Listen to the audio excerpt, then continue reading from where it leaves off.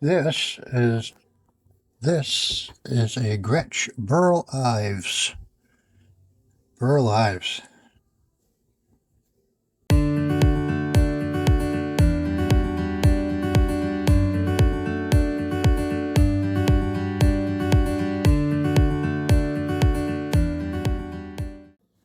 It needs it's got a crack in the bridge there between the bridge pin holes. Need to do pickguard. And look how low the saddle is. Pretty low saddle. So we're going to need to take this neck off and reset the angle. I don't believe it has a truss rod. No truss rod. I think this was probably made around the 50s, 1955. Remember Burl Ives? He was the snowman in Rudolph the Red-Nosed Reindeer. He was the voiceover character for the snowman. Okay, well, let's get these strings off of here and get this neck off.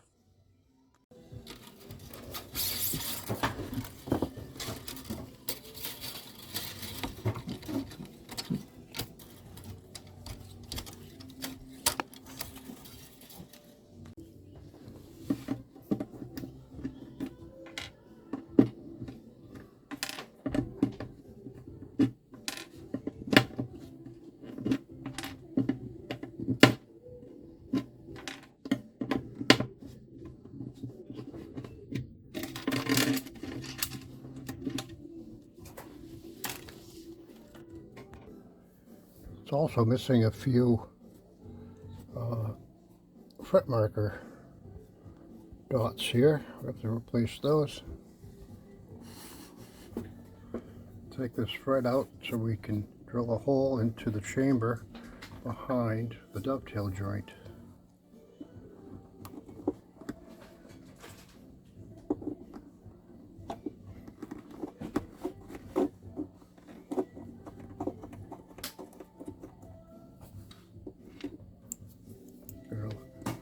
Leave this fret oriented how I took it out so that the teeth here match up when I put the fret back in.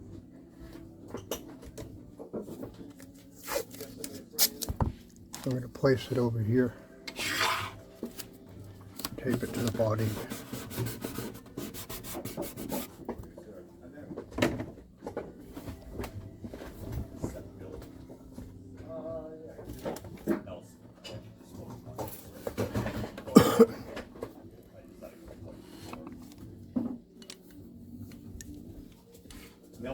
My cordless drill.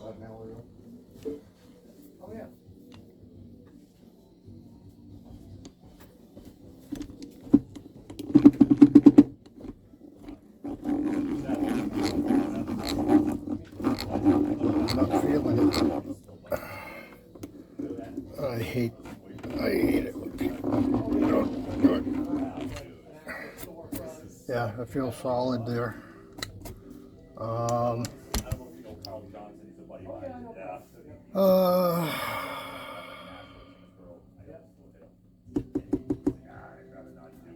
I could take out this. I need to replace these anyway. I think I might go in through here. The fret will cover that back up, especially with a little dyed epoxy. You won't see that. That's going into solid wood. There should be a little gap between the dovetail joint in there. I'm going to go in through this way and go in at a slight angle because I believe that the butt of the dovetail joint is somewhere in between here. Should be, you know, the fret should be right underneath it, or the dovetail joint should be bigger and underneath, you know, this hole here. But it ain't. So we gotta go, I'm gonna Just go on a guess that it's over here. I'm just going to drill right through the, we're going to replace those anyway, so they all match. Super, super thin.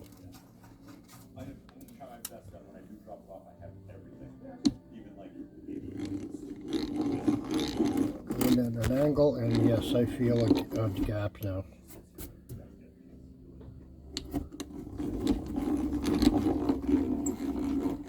I felt a void.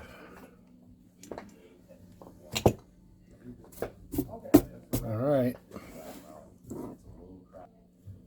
The next thing we're going to do is heat up the upper fingerboard to about 230 degrees. And the cardboard, because it's this acts like an insulator from the heat, protect the finish. One there, and here, there's a straighter, very straight part, there you go. Over here, and we'll get out our food lamp. We're going to use a food lamp to heat it up.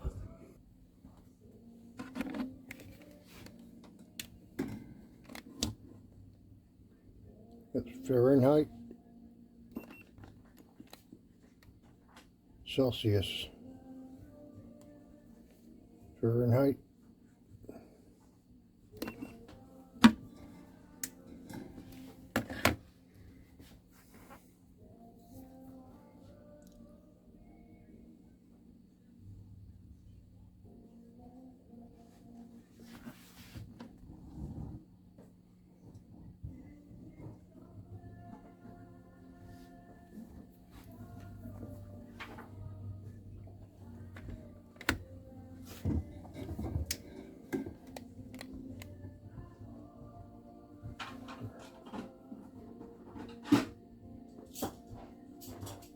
Celsius,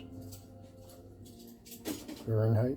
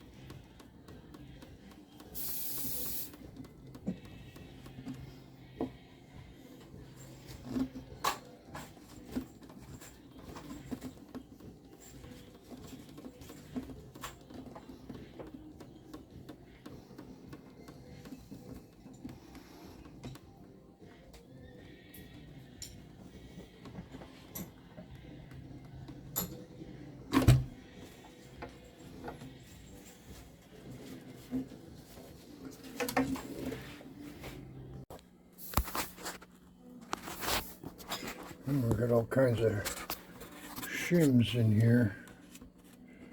There's a shim there.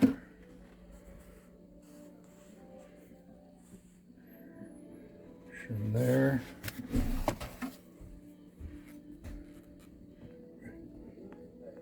The other half of the shim there. Another big, look how thick, pretty thick shims there.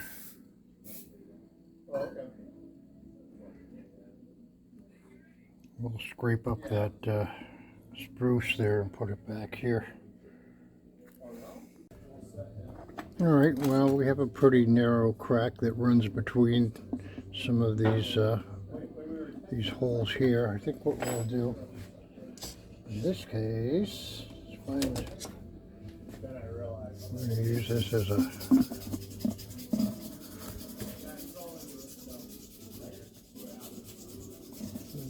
find a slightly smaller one. Where is it?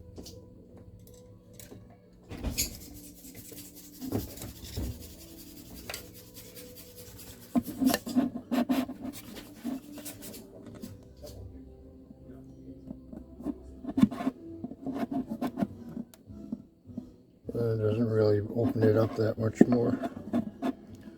Try to pry open that crack. Alright, well, we have some thin super glue. Soak right in there.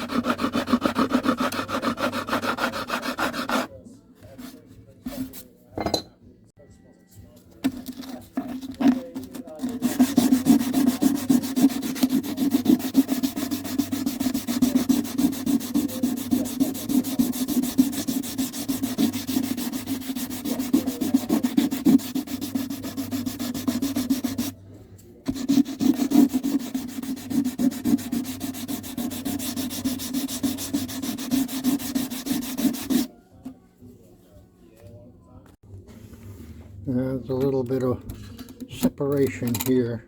Boing, boing. Let's stabilize that with some super glue.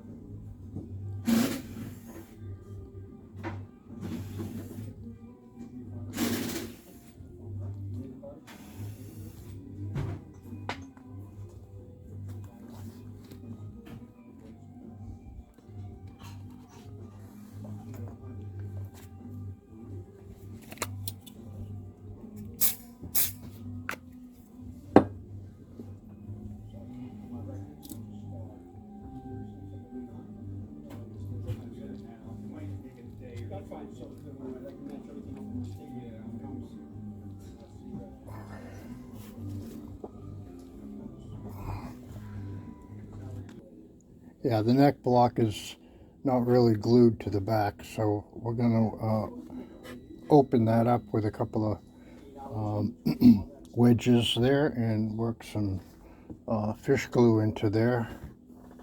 We're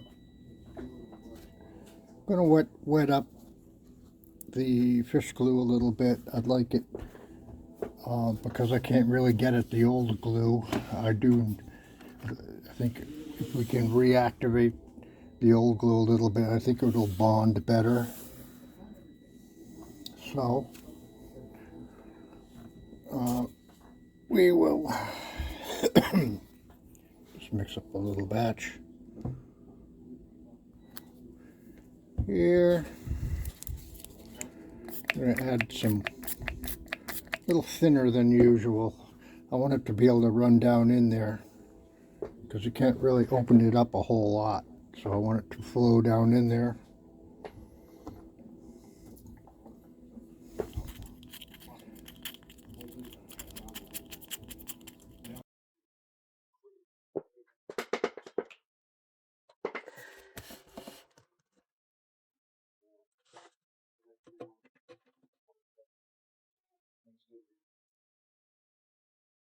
Unless you enjoy, I took the extra day off.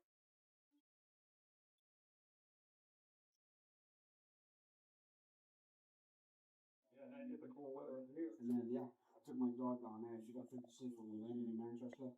You guys, bird or?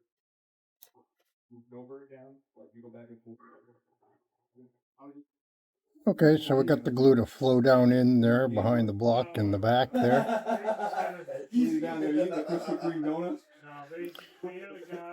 Sort of squish it a little bit. Help it flow down in there. We'll give it another minute.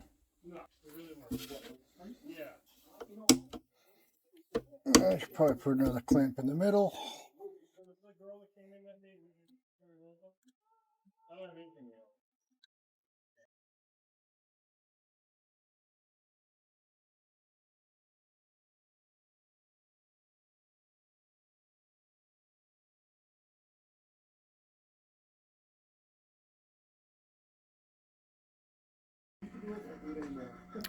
So look at the size of these shims on here. It looks like it's made out of some, it kind of looks like Luan, not even mahogany. Get that cleaned up, and I think we should probably make some new shims. Look how curved the upper fingerboard has become after cooling. I want to try to save this if I can, so I'm going to warm it up, heat it off, and glue it back in where it belongs. Reheat the fingerboard and put it in traction between two straight clamping cauls. Actually, I'll probably need a curved one for the top, and try to get that flattened out, because I don't want to do it while it's on the instrument.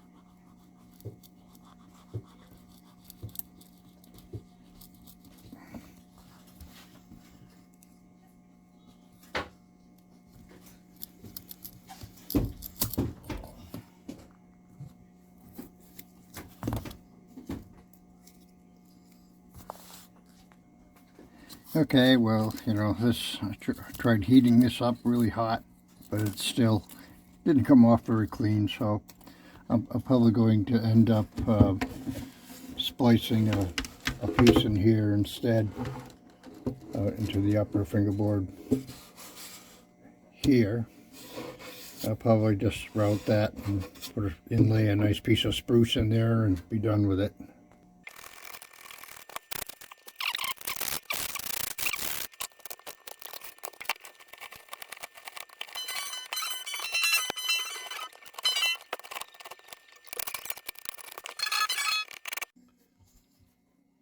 All right, well, we got the pickguard off. I cut out a pickguard with some scissors. Did a gravestone rubbing on this, and I made an outline, and I used Scotch Super mounting spray, Scotch Super 77 mounting spray, and glued the tracing paper to the pickguard material and cut it out with a pair of scissors. Sanded any rough edges. And here I am using good old bullseye shellac to seal the, I sanded this, and now I'm sealing it with some just good old fashioned shellac, which I'm finding more and more useful in my repair work lately. It's a sort of old school thing that you sort of like, that's old fashioned, but you know what? This stuff is very useful for all kinds of touch-ups, and especially in vintage instruments, for sealing wood, for getting a basic finish going. Very useful. So, and it's ammonia and water soluble, easy to clean. It doesn't eat into nitro, but it plays well with it as a sealer and as a small touch-up finish, a companion finish, as it were. And here I'm sealing the wood so that the self-adhesive pickguard will adhere better to the finish than it will the bare wood.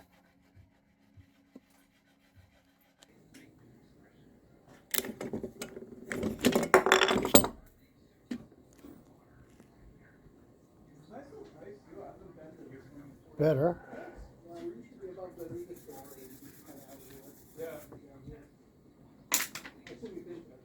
Oh yeah, so that's why.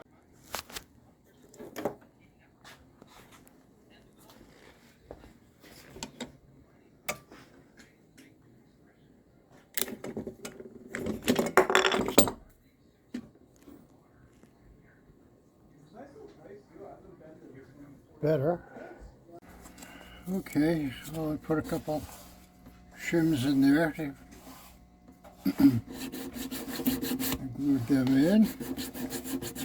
Just doing some final fitting here.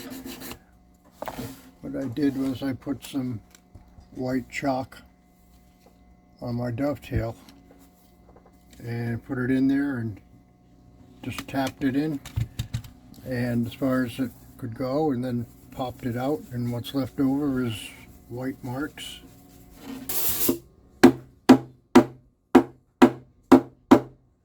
Okay. And I'm watching to make sure that the fingerboard is just level, and then we're getting very close to that stage right now.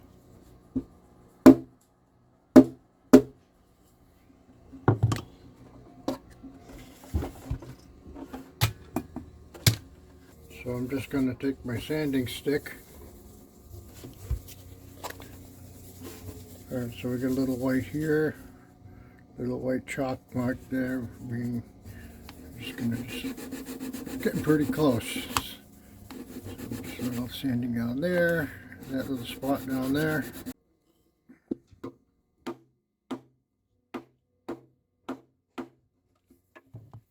Sure it's fitting all the way around,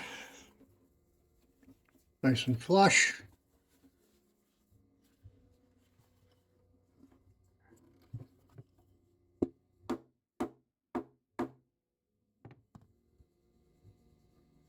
Yeah, looks real good. All right, let's get some glue in there and clamp it up. Inlay stuff. Got quite a few things in there, but nothing exactly that size, so we're going to have to put the next size up. I'm going to plug this hole first for this inlay.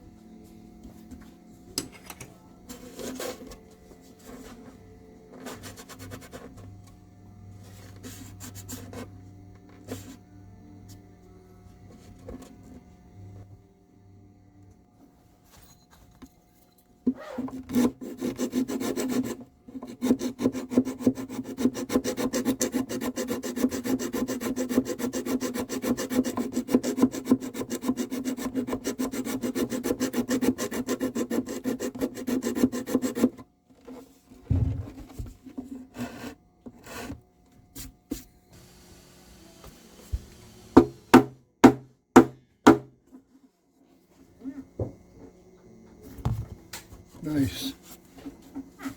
Nice.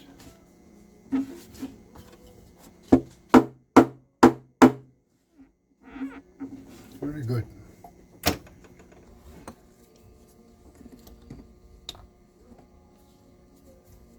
Here's some fish glue.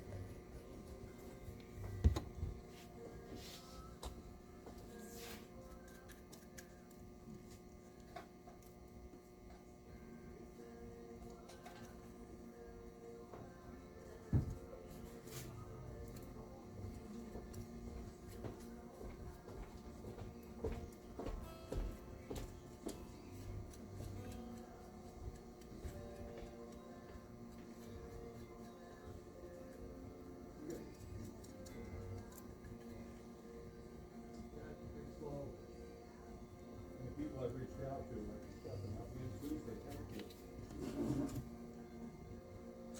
Yeah. Another one I checked over there, and conversation with you, I'll be in November.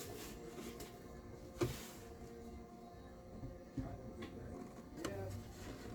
Yeah. It was a long, food fix coming in, and all these things. Plus,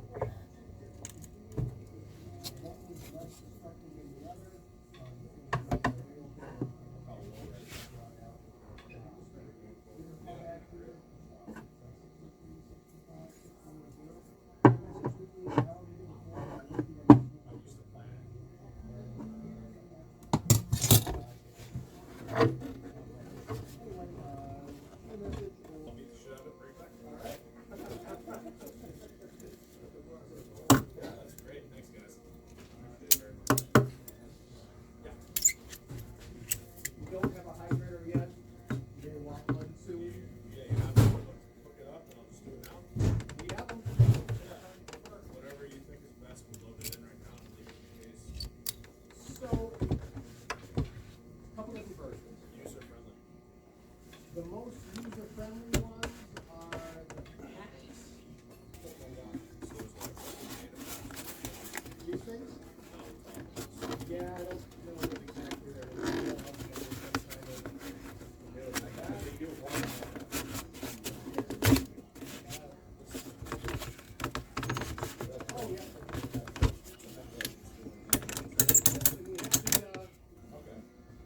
So yeah, those, I mean, if you've been using those and they work for you, then those are the most maintenance-free ones.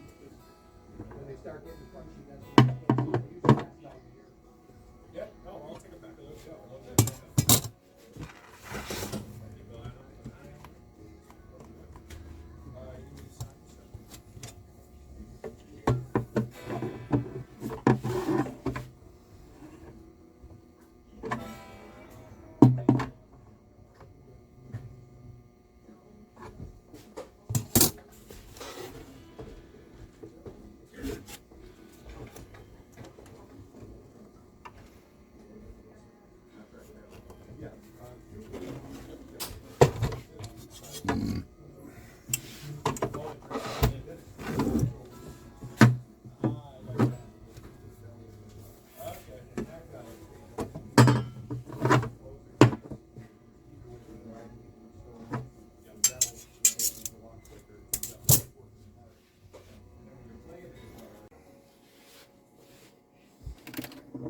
Burl Ives.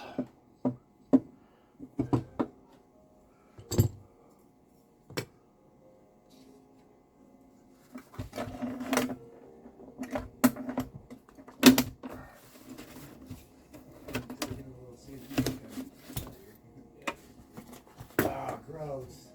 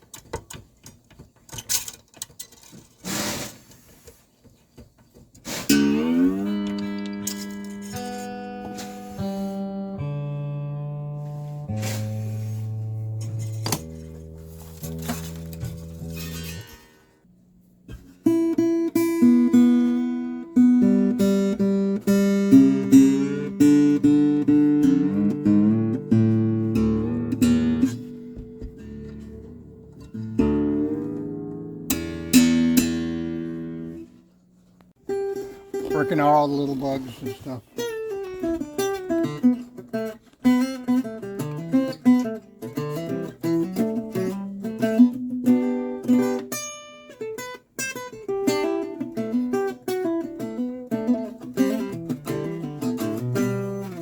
That's fun. I like that a lot.